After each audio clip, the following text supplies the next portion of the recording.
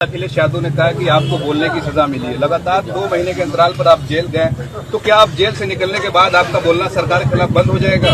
अभी बोल रहा हूँ पत्रकार, MRI मशीन लगा लो, एक रत्ती भी अगर मेरे बदन में डर दिखा दोगे, राजनीति करना छोड़ देंगे।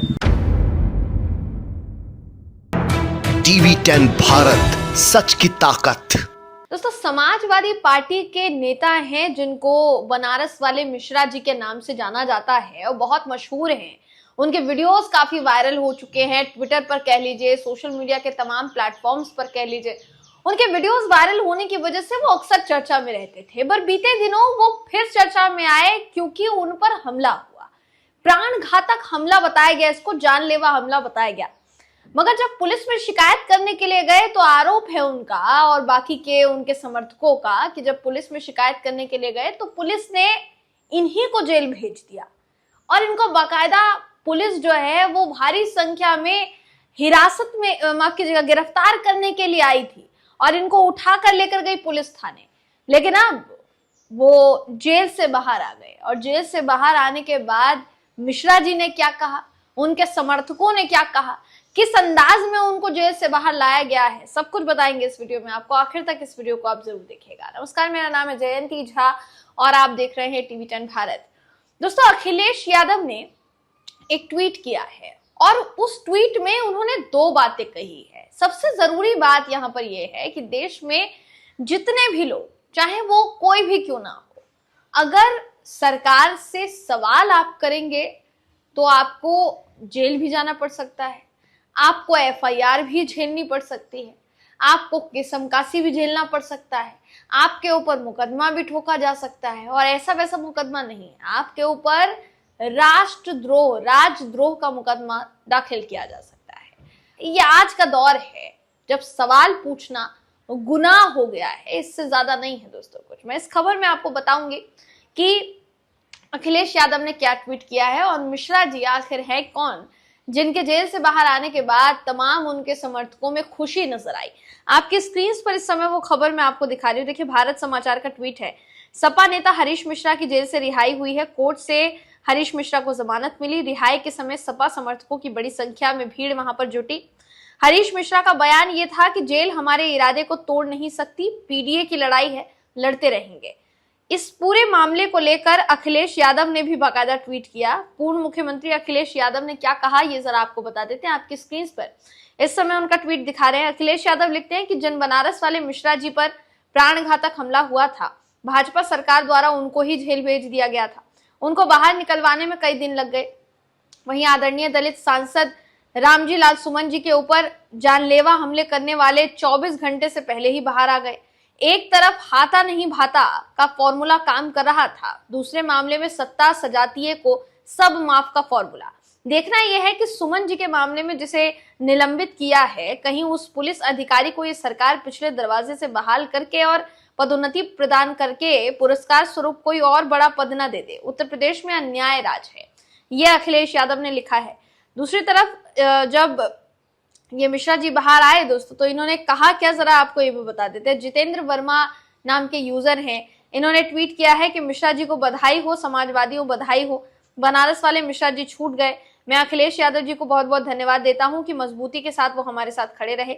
PDA की लड़ाई मजबूती से लड़ेंगे। आपको वो वीडियो दिखाते हैं कि उस वीडियो में वो क्या कुछ कहते हुए नजर आ रहे हैं। वीडियो देखिए आप। अखिलेश यादव ने कहा कि आपको बोलने की सजा मिली है। लगातार 2 महीने के अंतराल पर आप जेल गए, तो क्या आप जेल से निकलने के बाद आपका बोलना सरकार के खिलाफ बंद हो जाएगा? अभी बोल रहा हूँ पत्रकार, MRI मशीन लगा लो, एक रत्ती भी अगर मेरे बदन में डर दिखा दोगे, राजनीति करना छोड़ देंगे। मेरे नेता का नाम अखिलेश यादव है, लाल टोपी है, जिंदाबाद जिंदाबाद। ये लाल टोपी संघर्ष का टोपी है। ये कायरों के सर पर नहीं, क्रांतिकारियों के सर पर ये टोपी होती है। ये ताज है क्रांतिकारियों का। और जाके कह देना उन कायर के टोलियों से, हर चट्टी चौराहे पर इंतजार करता मिलूंगा, बार बार लड़ूंगा, हर पार तोड़ूंगा। तो जैसा आपने वीडियो में देखा, जब पत्रकार द्वारा उनसे पूछा गया कि अब तो आप जेल की सलाखों के पीछे थे कुछ दिन तक सवाल पूछने के चलते, अब जब जेल से बाहर आप आए हैं तो क्या सवाल पूछना बंद कर देंगे या कम कर देंगे? इस पर उनका जवाब था कि MRI करवा लीजिए मेरे शरीर में आप, और देख लीजिए कि मेरे शरीर का एक भी कोना कमजोर पड़ा है या फिर नहीं। जिस तरीके से पहले सवाल करते थे, आगे भी उसी तरीके से सवाल जारी रहेंगे और लड़ाई जो है वो जारी रहेगी। दोस्तों, यहाँ सबसे जरूरी बात यहाँ ये हो जाती है कि जो नेतागण सरकार से सवाल पूछते हैं, या जो भी व्यक्ति सरकार से सवाल पूछते हैं, समाज सेवक, सोशल एक्टिविस्ट सरकार से सवाल पूछते हैं, लोक गायक सरकार से सवाल पूछते हैं, उनको हिरासत में लेने या गिरफ्तार करने या उनके मुकदमा उनके ऊपर दर्ज करने का एक ट्रेंड तो है ही।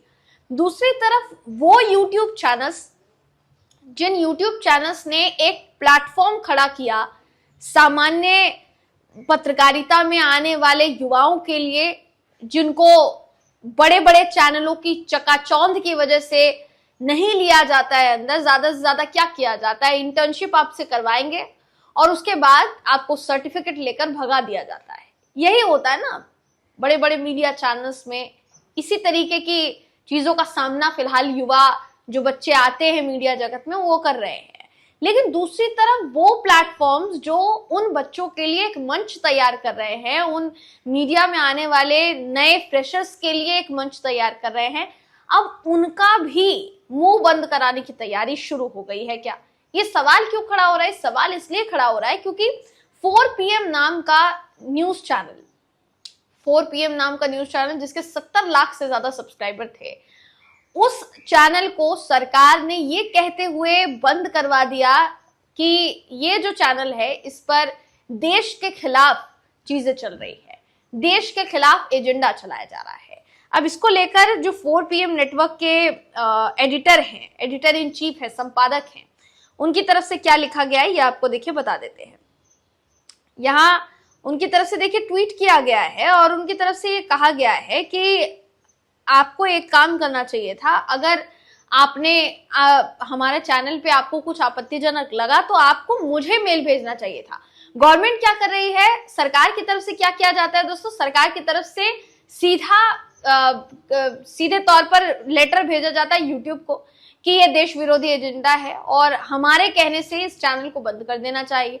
अब यूट्यूब के पास अगर गवर्नमेंट की तरफ से कोई नोटिस आता है तो जाहिर तौर पर यूट्यूब उस पर एक्शन लेते हुए आपके चैनल के खिलाफ कार्यवाही करेगा। यूट्यूब चैनल्स को लेकर फिलहाल सरकार इस तरीके की कार्रवाई करेगी क्योंकि सरकार का कहना है कि ये देश विरोधी चीजें चल रही है इन चैनल्स पर।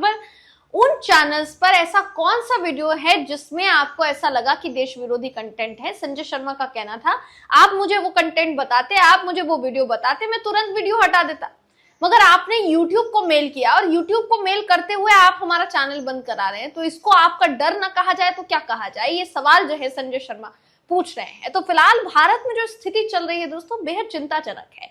आप इस स्थिति को लेकर क्या सोचते हैं, आपकी क्या राय है, कमेंट करके जरूर बताइएगा। अगली वीडियो में आपसे फिर मुलाकात होगी, तब तक के लिए नमस्कार।